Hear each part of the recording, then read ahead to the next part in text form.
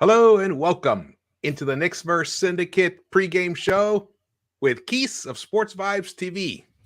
What's up, How's brother? everything going on, George? How's everything with you? Good? Everything's pretty good. It's a beautiful day here in Los Angeles. 80 degrees. I'm in a t-shirt, just chilling. I You're was in a like, t-shirt and I'm in a windbreaker. yeah, there we go. I was like, wait a second, I got the show starting soon. So I went outside to let my hair dry because I just took a shower right before the show. And Yo, it's so I need to let it air dry. I hear you. yeah, little air dry, man. So Keith, you went to the game last night. Yeah, got to see Deuce play. You actually got to see Deuce play.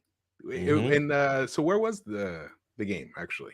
Bridgeport, Connecticut. So Knicks fans have to travel about 45 to 50 minutes outside of the city just to see Deuce get some actual minutes. It's crazy, man. Yeah. But he performs when he's given the opportunity in the G League. Yeah. So how was what's your breakdown of Keith's Keith's breakdown of Deuce's G League experience? I mean, it's a different level of talent when you're, trying to analyze his game. But towards the end of that game, he pretty much took over. He had a few consecutive baskets when it seemed like the Swarm, I believe, is the G League affiliate for the Hornets. They were starting to come back. I was actually about to send out a tweet saying the Westchester Knicks are trying to do their best New York Knicks impersonation by squandering a lead in the fourth. But McBride, he was able to rally his teammates. He was able to score. He had a nice steal to kind of seal the deal. I think the Swarm were within about 3 points, or I think 2 at that moment. And Deuce was able to steal the inbound pass, get it up the court, and they were able to get a dunk. And at that point, it pretty much iced the game. So I like to see Deuce get some minutes out there, and he performed well. Nothing that I would say is a mark against him. He was solid. How did his 3-point shot look? It looked good. He was able to knock down the shot. Yeah. Yeah. I didn't see what the breakdown was on his actual 3-point. The splits? Yeah, I know. Splits. I think in the first quarter, he didn't miss a shot. Let me see. Hey, salute to the chat. Thank you guys for joining us. We're back on track now with our pregame shows. Got thrown off a little bit there with the All-Star break and all of the losing. Yeah, man. Painful losing. We've now lost 3 out of the last 18 games. How does that sound to you? 3 out of the last 18 games we've lost. It's brutal, man. And we've done pre-games for the majority of them. So we've gone in, with some expectations that we can at least be competitive or win. And a lot of those times the Knicks never hold it up. They don't held up their end of the bargain. And just to answer your question about Miles McBride and his shooting numbers, he was 5 of 7 from the 3-point line and 6 of 10 on 2. That's nice. And he also had 7 assists. The total stat line is 29 points, 7 assists, 3 rebounds. That's nice. Well, what we're going to do is what we're going to talk about today is obviously we're going to preview the second game of the home series with the Sixers. Revenge game. Yeah, the revenge game, hopefully. Try and get one for us. Be nice. And we're going to talk about Coach Thibs' future. I mean, what is his future? What should it be with the Knicks? And but before we do that, yes, Lex the Destroyer, good to see you, brother. Yes, the thumbs ups will be much appreciated. And if you haven't subscribed yet, please do so. And if you're watching this on the replay, please drop your comments in the comment section. We read them all and answer a lot of them. And if you haven't subscribed to Sports Vibes TV, please do so as well. And today it's just us two. Usually we have Foxy with us. I hope Foxy's taking care of himself right now. And who knows? He might even be watching. Salute to Foxy if you're watching, man. Yeah, man. It's been a while. It's been weird this past couple of weeks being a Knicks fan. It's been a lot of losing, which is not something that we're not unaccustomed to. Mm-hmm. But last season was really different. So I think it set us up for a big, like an emotional collapse. Letdown. Yeah, letdown. The expectations were high. What's interesting is there's a lot of like Vegas had us at what did they have us at? 37 wins. I thought it was closer to 40. Didn't they have like 42? No. 40. I thought Vegas had us under 40.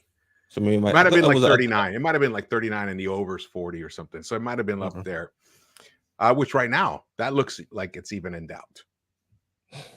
I mean, we're starting a 7-game road trip tonight. It's gonna be Of brutal. which Sunday they'll be back in LA, and I will definitely be trying to go to that game against the Clippers. Yeah, brutal 7-game stretch.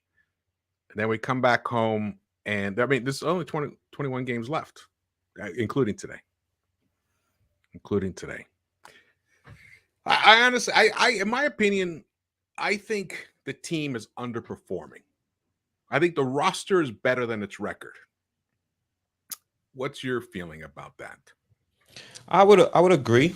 I think the team, if you look at the young guys, they've been able to take a step up. Like RJ Barrett, he's been able to play well. If you look at that's the best thing about this whole season, man. You look at Quick, even though he hasn't been playing well individually, when he's out there on the court, you're seeing a team play better.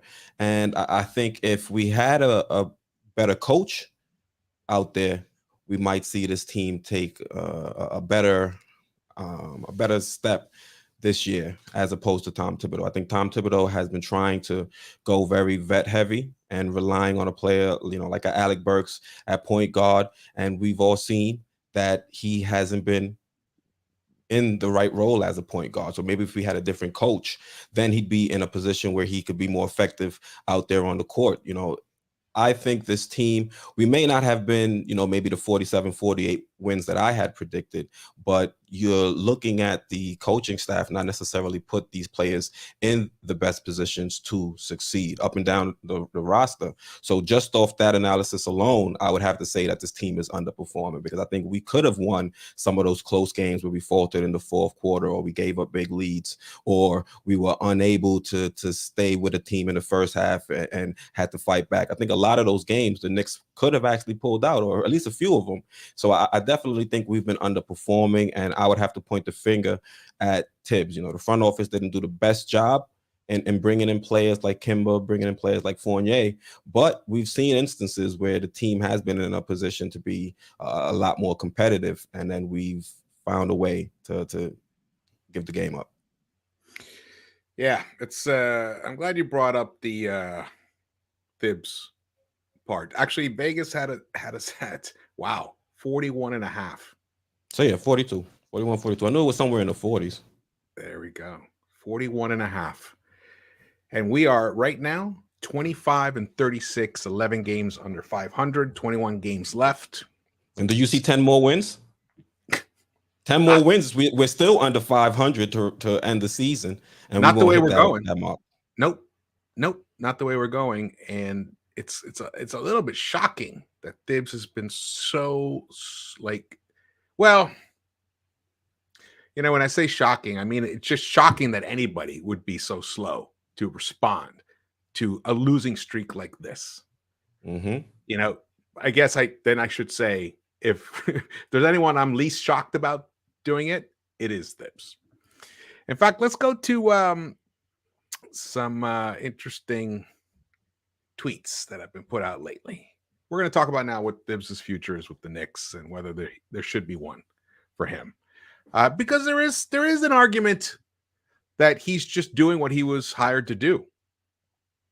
So in that respect, well, what was he hired to do? As a coach, you have a few responsibilities. One is to win games, and also to develop your team and kind of build a culture. I think he's failing in both aspects right now. Right now, he is failing in both aspects. So is he really doing, what he's asked to do? That would be the major question. That really is. Like here, look, I'm going to look at the Berman tweet first, because Berman put out a couple of interesting articles today. One about Jericho Sims, and one about Miles McBride, which are our 2 second-round draft picks. Who, Sims actually got to see some minutes on Friday and on Sunday, which is nice. And it took Nerlens Noel having plantar fasciitis for that to be an option. Yeah. However, though, Taj is available, so that there was an actual concerted decision, like an actual decision to play Sims over Taj. And it's because they want to see what he's got. And tonight, Leon Rose is going to be in Philly to watch this game in alignment with that to make assessment on the players.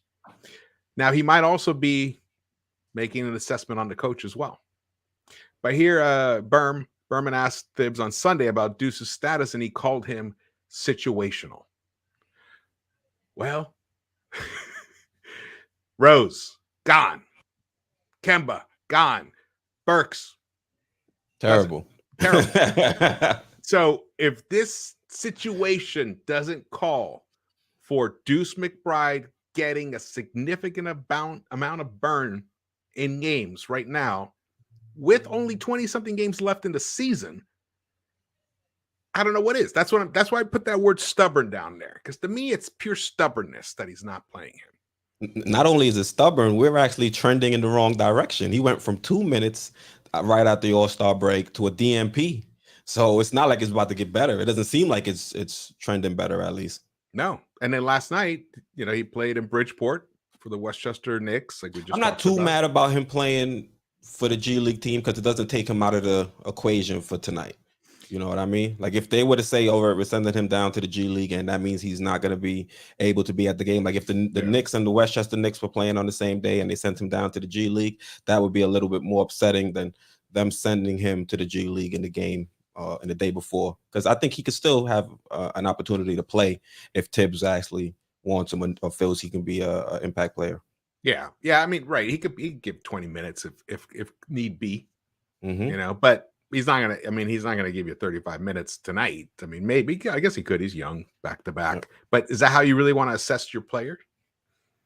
Burn him a little bit the night before.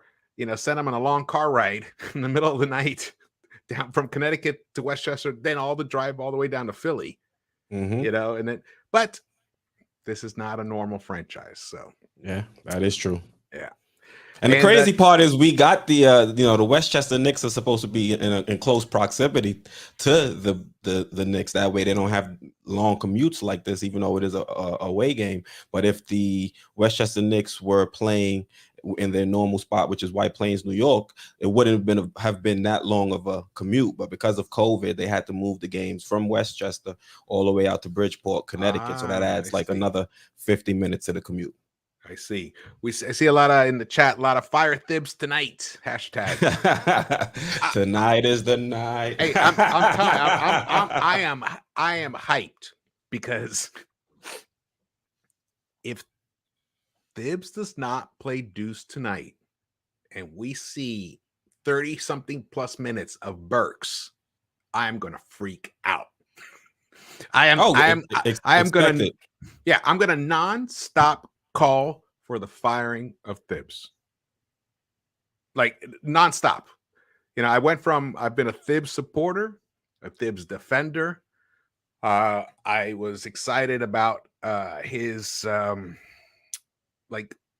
transformation that he showed last season over the coach that he had been, but he has reverted back to basically the same guy that he was with the Timberwolves and the Bulls in a lot of ways. I mean, I didn't think he was that much different last season. It's just that we had better results.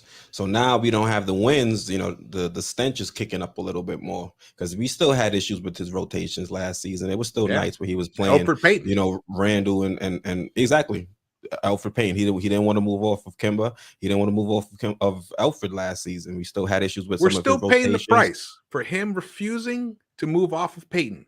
We should have moved off of Payton last season. See what Quick could give us. Exactly. Then we would still not have that question mark in our heads about, can he? I mean, a lot of people are now feel like he's not a point guard, but we would have found out last year. Yeah, exactly. We would know what IQ has to offer.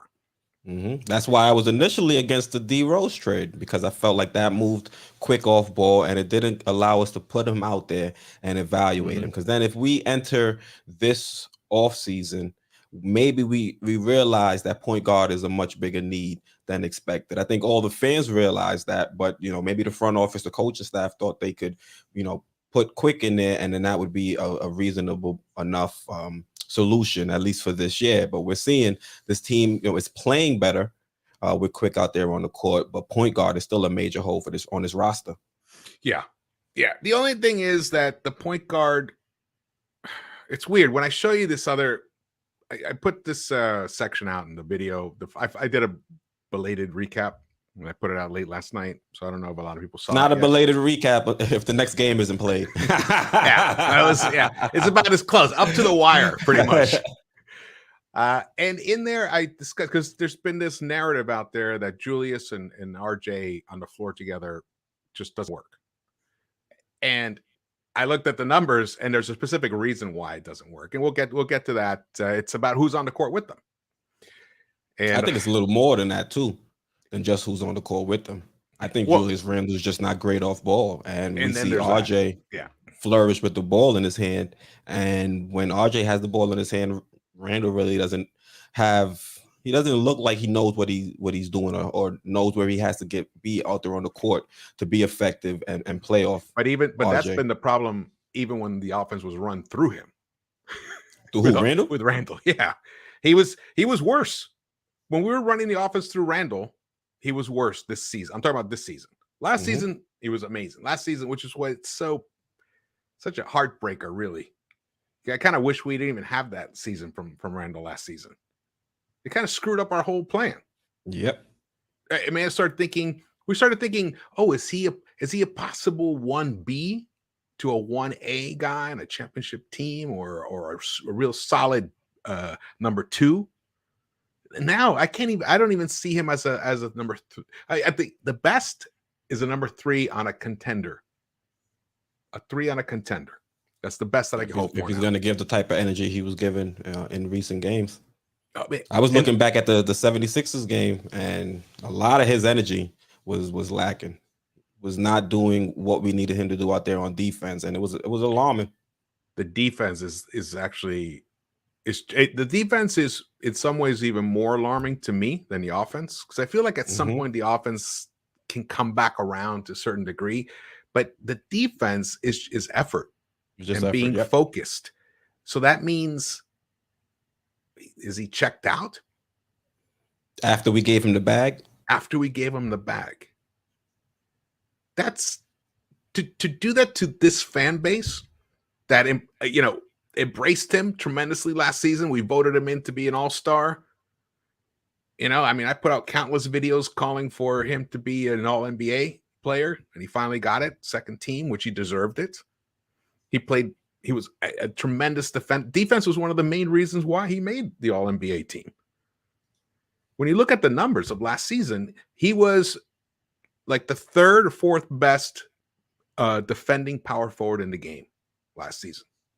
This season, you can't even put him in the top 30. Yeah, I mean, the film doesn't say he was a top 3 or 4 defender at the position, but at least he had the effort. Yeah, so the numbers do. The numbers do that. A lot of his deficiencies. Yeah. So that, in that respect, that's also a failing for on Thibs' part, because he wasn't able to get through to Randle when the sky was falling, and you and I and Foxy and everybody else, all the Knicks Twitter and Universe and Knicks-Verse, everybody, we were like screaming out, do something. Change this shit up. We're headed towards a monsoon. And then boom. We've only won 3 out of the last 18 games. 3-15. And we've been the worst fourth quarter performing team too, I think. In the last 4. Yeah. Tommy Beard tweeted this out. There are 39 players that are a rookie have logged more minutes than McBride this season. Herb Jones, drafted 35th, is averaging 30 minutes per game. Ayo Dosunmu, 38th pick, your favorite guy to call out, is averaging 26.2 minutes per game. Kessler Edwards, 44th pick, 23.4 minutes per game. Aaron Wiggins. Now, interesting about this, they all played more than even Quickly played last season per game. And they're also playing more than Cam is playing for the Knicks. It's ridiculous. Yeah. And totally Obi. ridiculous. Mind-boggling. Mind-boggling is the word. Shout out to the chat. Thank you guys for joining us. If you haven't hit salute to the thumbs chat. up, yep. Salute there. You want to shout anybody out? Adrian Reality says, what are we waiting for? Hashtag fire Thibs tonight. Heck Breezo says excuses. RJ balling on the bum ankle thanks to Thibs. That's a fact. That's another reason that's, a terminable offense. Oh, that was the killer for me. I think I saw Heck. Hey, Heck Breezo. What's up, brother? Yep. Salute. K Singh says, I really hope we used Randall for a draft pick package. Honestly, if Randall was performing a little bit better, maybe we have Halliburton. Yeah. Randall, when he's performing, is a better version, I think, than Randall at his best is better than Sabonis. I think if we had a Randall that was actually engaged, we might have been able to open up some trade talks with the Kings, and who knows, maybe we could have swung Halliburton. Yeah, I think so. I mean, and that's the catch-22 because he played so poorly before the trade deadline. He devalued himself, and then he, tore it up. What was it, like about 7 or 8 games in a row? He was averaging 29 points. Whatever, he exploded. He was his old. You say tore it up, I say stat stuff. It was. I mean, yeah, it was stats, but at least it was. I mean, the guy was averaging 14 points a game before that for That's like true. 20-something games. So then he almost doubled that, but it was after the trade deadline, and then now people are saying, oh, well, if we get this kind of Randall, then maybe we hold on to him. I don't know. I don't think so. My feeling is that he has already shown to me he's just not the kind of guy that you can build a championship team around, or even as a part of. As a part of a championship team, which is really all that I'm interested in. Obviously, I love basketball. I'll watch it for the rest of my life and root for the Knicks. But I can't believe that it's been 50-something years since we've won. Never or even been relevant. I mean, the Melo years were the only time that we had a blip of some kind of relevance. That's one thing so in that respect, we have to figure out a way to move on from Randall as soon as possible and get proper compensation for him. Now, let's look at this here. This is Thibs' coaching career stats. So his first season with the Bulls as a head coach, he won 62 games. And that was the Derrick Rose years. He 756 winning percentage. He climbed a little bit the next season, which I think that was a shortened season. That was a shortened season, right? 2011, 2012. Yes, that was a shortened season. Well, the lockout, right? Yeah. And you can see they finished right first. Before Melo squeezed us for his money before everybody got locked out. That's right. That's why he squeezed us for the money. He was worried he wasn't going to get paid. He wasn't going to get the bag. Sir. He wanted that bag no matter what. Little did he know he would have gotten the bag anyway. Mm-hmm. Yeah. Oh, well. So then it went first, and then second, and then second, and then they let him go. So he had a pretty tremendous coaching career with the Bulls. Never finished less than second. Never finished with a worst winning percentage than 549. So he was, at that point, he was probably considered one of the top coaches in the NBA at the time. And the Timberwolves said, you know what, we got to change our culture. They brought him in. The first season was rough, 31-51. I don't know if that was the first. They did more than just bring him in. They made him the president, no? Yeah. Because he had the leverage to ask for that back then. Then year 2, I mean, they would finish 5th. Then year 2, they finished 4th. They finished above 500, 47-35, which I would give anything for us to be that right now. On track for that right now. But then things caved in. And they right there, 19-21, and there was some controversy, and he was fired. The mutiny, which has never been fully explained. ever. There's been conjecture. People say this, he burns guys out. He's stubborn, all this stuff, but never been a specific reason why this happened. So, I mean, honestly, if you look at that right now, he's having his second worst season that he's ever had as a head coach, other than the very first Minnesota Timberwolves season. Right now, we're a 410 winning percentage. His lowest is 37-8. And we might beat it. Yeah, we might beat it the way things are going. I think the over-under right now is 30 wins for the Knicks. So, honestly, I don't think. Yeah, I think if we get over 30 wins, that'll be kind of a victory. Yeah. Especially with the tough stretch we got coming. We might end up 31-51. So we might match that. And that's when he was fired.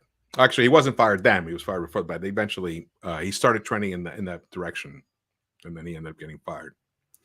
Do you feel that Thibs will even be able to survive this season, the rest of it, if we continue to lose at the pace that we've been losing recently? It depends on how the team looks. I mean, imagine going another 3-15. I mean, if we go another 3-15 and we're seeing at least this team is more competitive, we're seeing RJ start to take steps. We're seeing, quickly start to figure things out. If Thibs opens up his rotations, allows Cam to get more minutes, we see Cam to take some steps of some forward progress. But, that's in a fairy tale world. So we probably won't see that. But I mean, personally, I'm already off the Thibs bandwagon. I think we should move on from Thibs because I think right now, if you look at this roster, we should be focusing on, defense and development. And right now, the Knicks defense has been looking, atrocious in recent weeks. And if the defense isn't good, and right now we should be focusing on developing our younger guys, then Thibs to me is not the one. He has not been putting some of these younger players in the best position to succeed.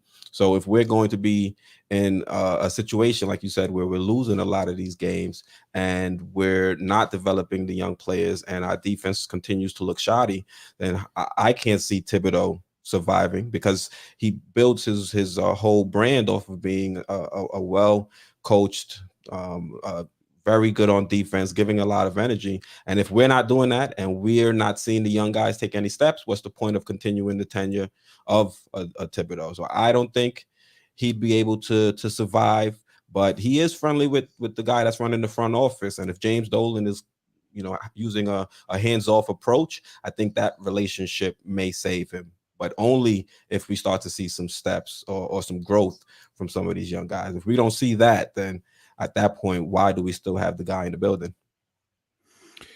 Yeah. I mean, I agree with everything you just said. I just don't see how. I don't. I mean, other than the one thing that kind of makes me think maybe it's possible that he is slowly embracing the youth development is that he's playing like Jericho Sims. He's using them now. He's choosing to use them. But if finally no else comes back, do we still see Sims? And that's the question, because if it's not coming, I don't like it. He's available. When it's being forced by the front office. Nerlens is available to play. They say that, but he's also being reported that he has the plantar fasciitis. Yeah. So I've had it. It's a weird ailment. Like sometimes you can go 2-3 days and not feel it at all. Mm-hmm. And then, Eli dealt with it and got us through some games through the playoffs, I believe, when he was dealing with it. Yeah. So you can deal with it. I think it's actually a smart move to not force him to play. I mean, what's the point now? Mm-hmm. But he could have, and he had Taj. I think there's definitely been a decision there to feature Sims for now to see what he's. Because my other thing, George, is you're playing Sims, but I would say center is not really that high on the list when you're talking about positions on this team that we need to evaluate. I mean, Mitch is going to be an impending free agent, so you want to get Sims in there, but I would rather see us try and get Deuce more minutes if we're trying to go, that youth movement, go the younger route.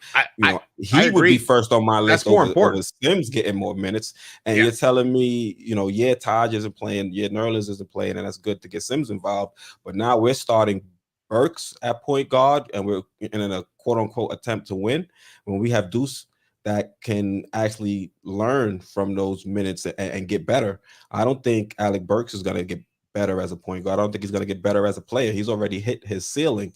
So now why are we trying to force him to learn a completely new skill set out there on the court when he's an older vet playing against some of the, this is as a starter too. It's not even like we're asking him to run point or play point coming off the bench against, lower talent. We're asking him to do that at the start of a game against some of the best players in the league and also guard some of the best players in the league. And, they were talking to Deuce at shoot around, and he says that defense is going to be one of his keys to getting out there on the court. So why aren't we getting Deuce out there? The defense is one of the biggest issues. We're seeing that if we're running the offense through RJ and at times Randall, we may not have to overload the point guard with responsibilities. So I think this would be the perfect situation to try and get Deuce in there where at least he can, play point in certain situations. But for the most part, he's out there playing solid defense and, attacking defenses when they try to rotate off of RJ attacking the basket or Julius Randle. And Quis. But this has been there's been a situation for months now. Mm-hmm. We could have been using Deuce since December. Since Kimber got benched the first time. Exactly. In fact, it was such a humongous mistake to put Burks as the starting point guard on this team that it ended up costing us the ability to trade him at the deadline. Mm-hmm. Yep. Preach. So that's a big mistake right there. So now and then the whole rotations issue, the log jam that Thibs calls it, it delayed us playing Cam. Cam's been on this team for 7 weeks now. It's been 2 months for real? It's almost 2 months. Wow. Yes. I feel like we just got to see him play. No minutes. Yeah.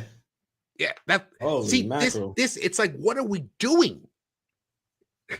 So and we have played worse than we have ever played.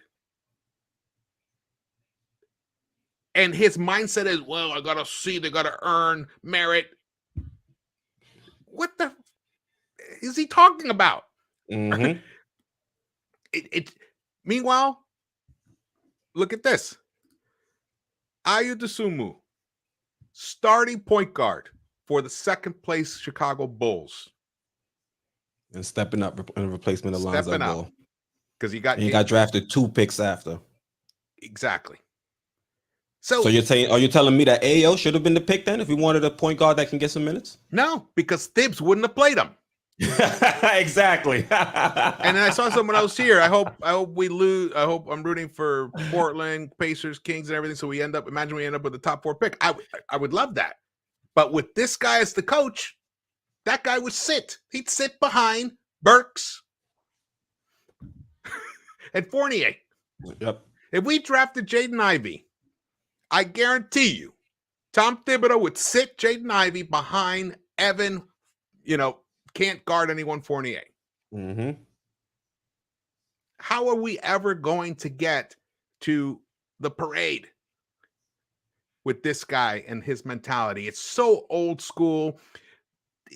The players are so much younger now than they were when he was coming up. So this idea, and also the way the rules have been changed, physicality is not as important in the game anymore. Athleticism is, youth is, speed is, which all leans favoring the young. So that if you take too long to develop your young players, you're out. You're wasting time. You hear Thibs, he's calling Julius Randle a young player. Yeah. Like he's youngish, but I wouldn't call him young. When I was 27, I didn't feel young anymore. Right, I had responsibilities. Yeah, you got shit to do in life. Yeah, exactly. Just messing around, it's insane. Honestly, it's insane. All right, let's take a moment here to shout out the chat. Thank you guys for joining us. There were some good chat. Yeah, salute to everybody in the chat. Got Kareem Grant saying Thibs be tibbing. That should be a shirt. Somebody right behind the bench. Yeah. We should. We really. I mean, if he doesn't start featuring Deuce and playing Cam more and more. I mean, we saw some of Cam last time, the last game with RJ on the floor. RJ. Yeah, that was nice. And we saw Julius Randle hating. My man Cam poked the ball free. RJ got the rock. You see Cam sprinting down the court. Everybody else on the Knicks is going, north south, and Julius Randle for some reason is going east west. Runs right into Cam and disrupts the pass. Yeah, I know. So that was Julius, man. Adrian, reality. Thibs rotation is still horrible. Play Cam, play Deuce. Thibs is not good for young players. Thibs is not good for older players. Thibs has no offense. Hashtag fire Thibs tonight. Woo! So to sum that up, pretty much says Thibs is not good for the NBA. Yeah. Yeah, I hate to say it, but I think it's true. I think the game has passed him by. Rufus says, Rufus 18. He says, yo, I'm 27. I feel young. Well, good. I'm glad you feel young. But guess what? You're past the quarter century mark. You're in that second quarter century. You're in a total different demographic too. Mm-hmm. Yep. Yeah. But I mean, young. I mean, the thing is, it's young compared to 21. I remember in my mind, 21 and 27. It was a huge difference.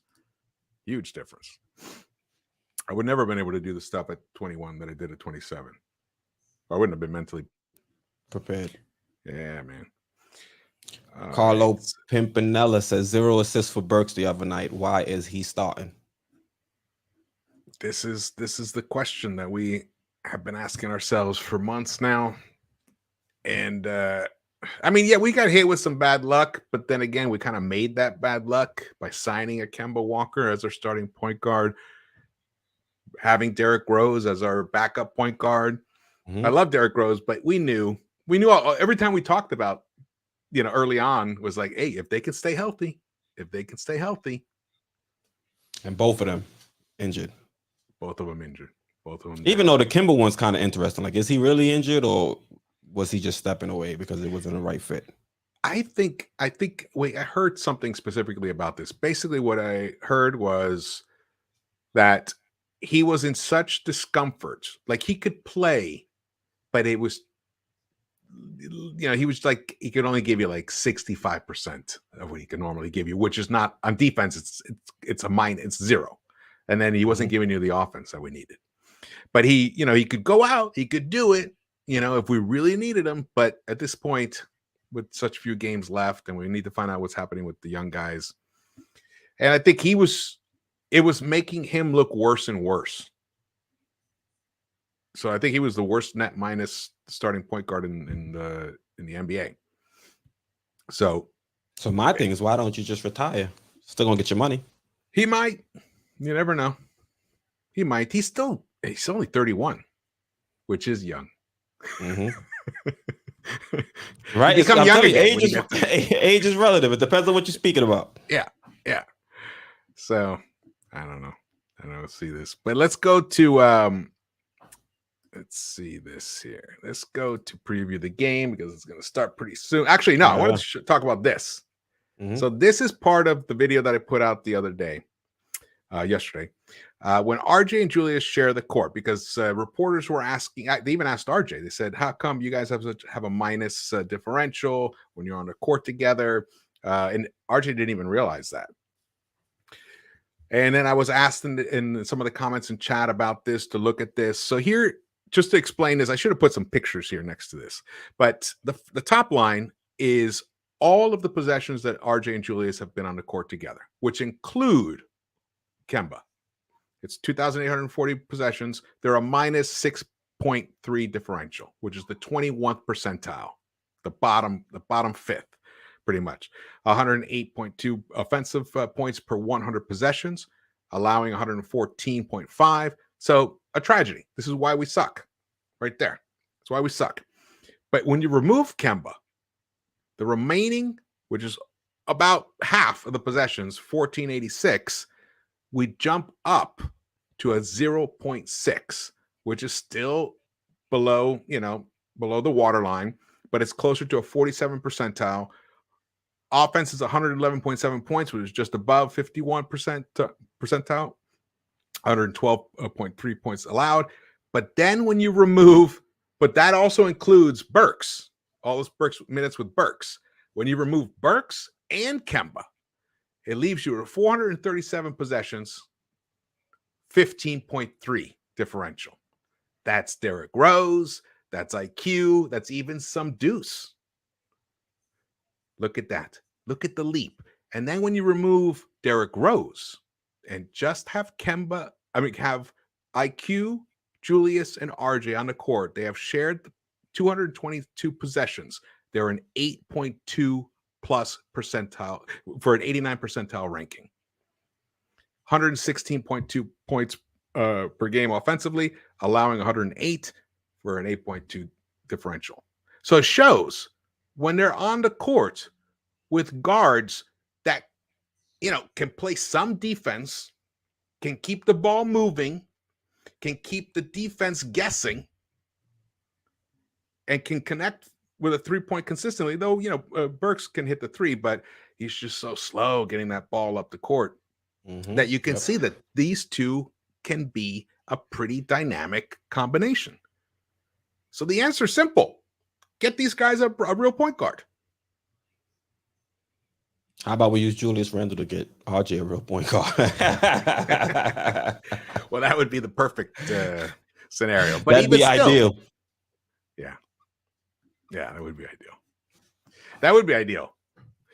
Well, that's the other thing. These numbers speak to the eye test as well, because we always say it. The team just looks better in the fourth quarter when we had Derrick Rose. And throughout this season, we've seen that with Quick out there, the team just flows better, the ball moves better, and pace is picked up. And for the most part, you don't see much overlap between Kemba and Quick.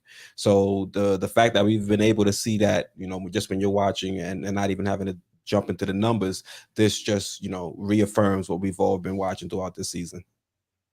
Totally. So then, but this also speaks to Thibs. A couple of weeks back, he was asked about Burks if he was going to continue starting, and he said, I like the numbers, what the numbers say with Burks on the court with them. Well, here it is. You got to pull up the Thibs DM and send him this, man. Yeah. Like, stop lying. Tell us the truth. I mean, maybe he was talking about something that's even was about a month ago, which was old data back when he was asked, which was a couple weeks ago. But this last stretch that we've been on is just, the team is just, falling in the sinkhole right now. Just crazy. What this Thibs said he can't use those numbers because it's too small of a sample size. So we're just gonna omit the bottom two, and we'll just go act like the first two are the only options we have. Well, guess what? The first two are big sample size, and they say you're making a big mistake, Thibs. Facts. All right. Knicks versus Sixers. I actually thought it was Knicks played. They were actually competitive. I mean, they had a chance to win that game against the Sixers. They just ran out of gas. Cameron. Thibs put Burks in. Yeah. Pull Cam. Yeah. That is pretty much is. It's when RJ re-entered the game with 2 minutes left in the third quarter. It was 88-81. RJ played the rest of the game. 14 minutes straight he played. He had nothing. Second game back from a bum ankle too. Yeah. And IQ played the entire fourth quarter as well. And that's why these guys I think they're tired. That's why we're having this fourth quarter collapse. And that's why I keep saying Thibs hasn't been putting these players in the best, spots to succeed. You're playing them extended minutes when we're, coming into this season. We said one of our benefits or one of the positives about this team is the fact that we have a deep squad. There's no need to play these guys in these big blocks of minutes when we have other players up and down, the bench that can help out and contribute. Absolutely. Maybe we don't feel as bad about Burks if he's not out there for 35 minutes and he's only out there for 12 to 15. Yeah. If he's playing, even if he's up there 20 minutes a game, to kind of fill in the transition between when RJ or Randall are off the court, and we need that extra guy who can create for himself and can still defend on the perimeter. I can see that, but that doesn't require 36 minutes, 32 minutes a game. Hey, now look at the Knicks are allowing 119.1 points per game in the last 10 games. That's a huge tick up for the season. For the season, they are the 8th best in defensive points allowed with 107. But in the past 10 games, they've jumped to 119. Defenses just fell apart. And they killed us in pick and rolls or even dribble handoffs the last time we played. Destroyed us. I expect to see a heavy dose of that. Totally destroyed us. Another thing that I saw that was pretty wild was in terms of assists. Where do you think the Knicks are in assists as a team in the over NBA? the last 10? No, the whole season. We've got to be bottom 5.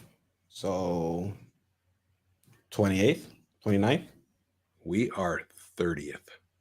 Hey, we are close. The worst. Yeah, it is close. Actually, I gave us the benefit of the doubt. You totally did, man. You totally did. That is brutal. It's devastating. It's devastating. It also points out the fact that we don't have a point guard, somebody that's setting the table for his teammates. Yeah. And yet, Deuce McBride gets Ryan on the DNPs. bench. Deuce McBride gets DNPs. Completely wasting his rookie year. Oof. I know. We're not gonna if things continue as they are, the season will end and we still won't really know about IQ, really. We definitely won't know about Deuce. We definitely won't know about Cam. Sims still won't know about Obi. We won't know about Obi. We haven't even talked about Obi. Exactly. We won't even know about Obi. Thibs doesn't give us a reason to talk about Obi. He doesn't play him. Yeah. Now, in the recap I did the other day, I was a little hard on Obi and Julius when they were in small ball situation. That they didn't adapt their approach to the game defensively. They kept playing as if Mitch or Nerlens or Taj were still back there, not realizing. Wait, I'm the only other. If Julius is over there, I'm the only other big. I got to get to the paint. You know, like you have to. I mean, they tried in certain moments, but it's just hard because for one instance, there was a play where they were doing a pick and roll between Harden and Embiid, and Julius Randle was in drop coverage, and in that moment, they were trying to get Harden to shoot a mid-range jump shot, but because even though Julius Randle's back in the paint trying to protect the paint, and Harden is a bigger guard. So he can just go right up into the chest of Julius Randle, whether he's there or not. And because Julius Randle, although he's a bigger guy, he's not the longest big man. Julius. Exactly. And Julius Randle is more, is more stocky than he is as a longer defender. So Harden was able to go right into his chest attack and lay it up with the left hand. So even when they tried to play, or to attack the pick and roll and change up their philosophy, it was just too much for them to handle.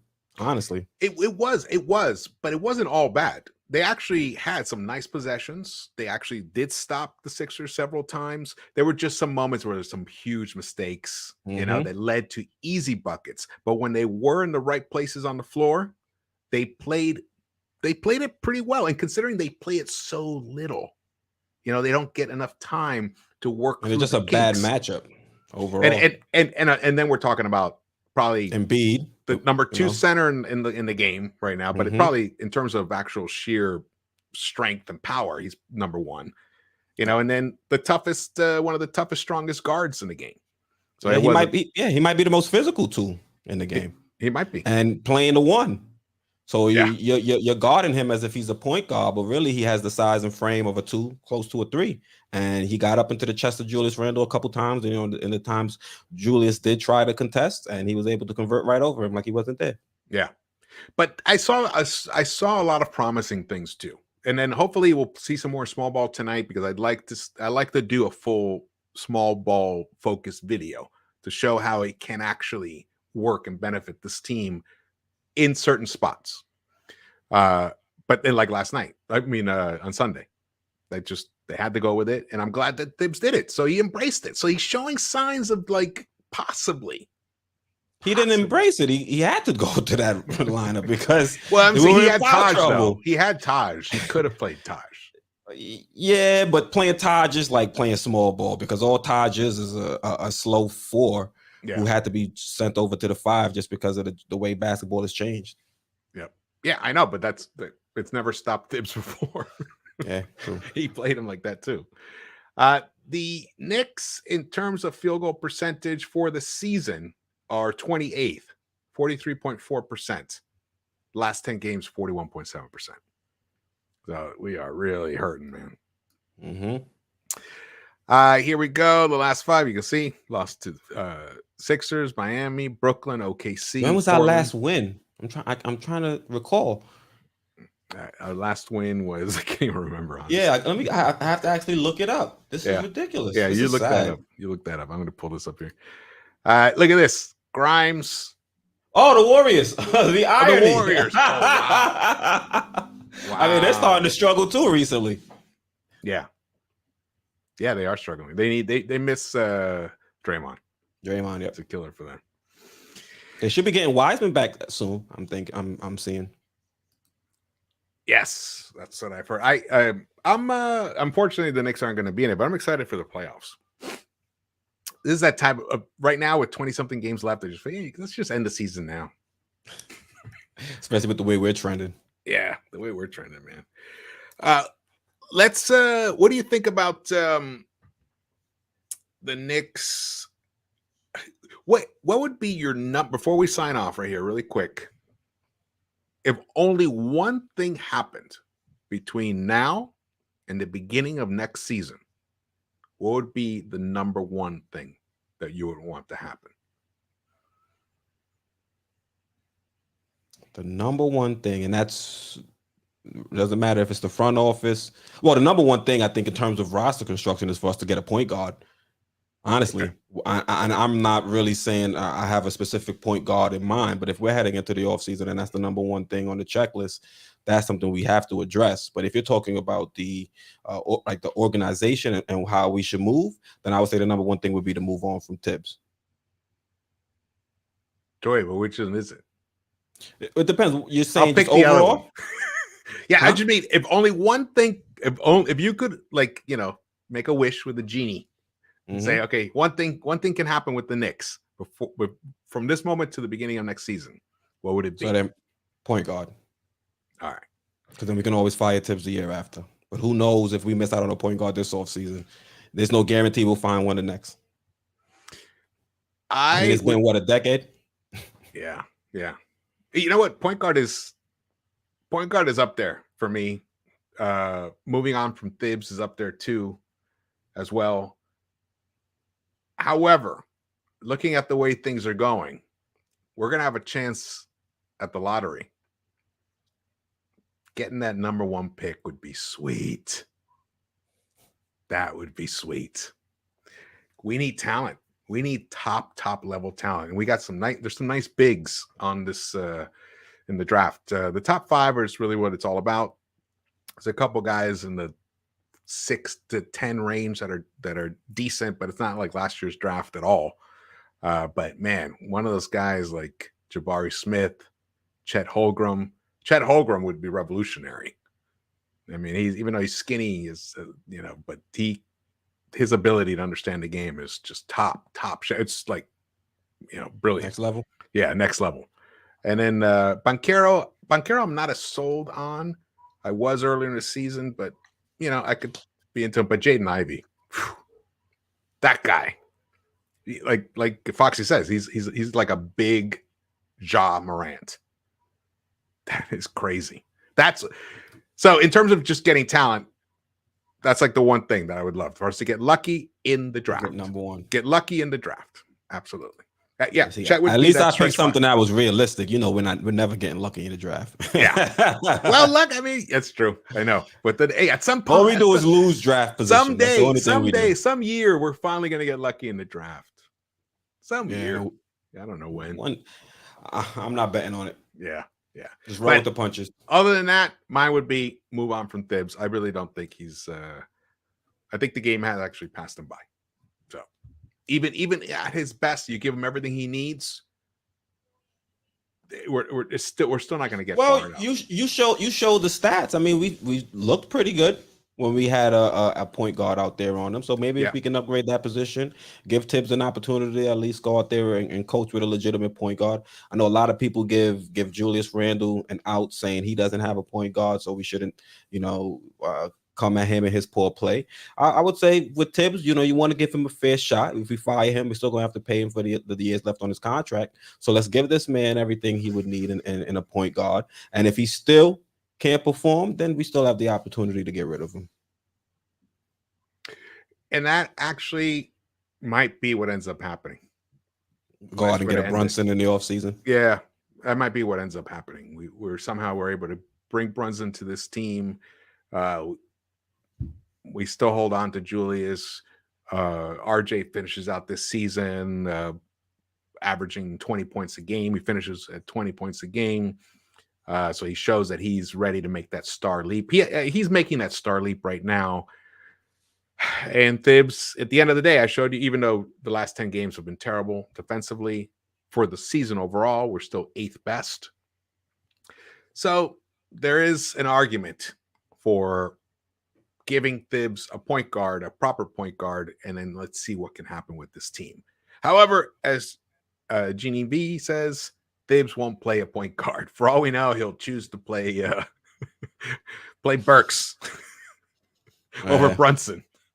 For all we know. That'd be ridiculous. Hey, man. We've seen a lot of ridiculousness. All right, guys. Well, thank you guys so much for watching this. We're going to wrap this up. I believe the game is about to start, if it hasn't started already. Let's see. It's on ESPN tonight. So they're probably starting on time. Yeah, I'm not even going to predict anything. I just want to see another good game. I want to see a good game from RJ. I want to see Deuce get some minutes. I want to see Sims get some minutes. I want to see Cam and RJ on the floor together. I want to see more of Obi and Julius on the floor together. I don't know if this is the matchup for it, though, with Embiid out there. Hey, foul trouble. We could be back to where we were on Sunday. Yeah, true. Well, we don't even have a choice. Yep, exactly. For all we know. So let's and sometimes, I mean, we are leading the series, the season matchup. We've won 2 games and lost on Sunday, so we're 2-1. We've won in Philadelphia before. Maybe they can pull off an upset. You're like, I don't see it. I just want us to be competitive. Honestly, I'm not gonna lie to you. Yeah, just want to see us be competitive.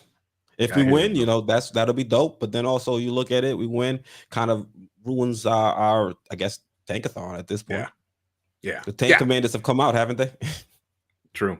The competitive game is what we want, and we want to see the young guys. We want to see the guys who are going to at least if it's competitive, you can at least it puts the young guys in a position where they can still grow from their experience out there on the court when it's competitive. Exactly. All right. Well, thank you guys so much for tuning in and watching the pregame show. We alternate on different channels. Next game will be on Sports Vibes TV. And if you haven't subscribed to Sports Vibes TV, please do so, or to Into the Knicks-Verse. If you're watching this for the first time and haven't subscribed yet, also hit the thumbs up button for us and drop your comments. Love the comments. And let's hope that this rock bottom that we're in will actually pay off somehow for us. That's really what I would love to see. Let's hope. Let's have our fingers crossed on that. And we will see you around the Knicks-Verse.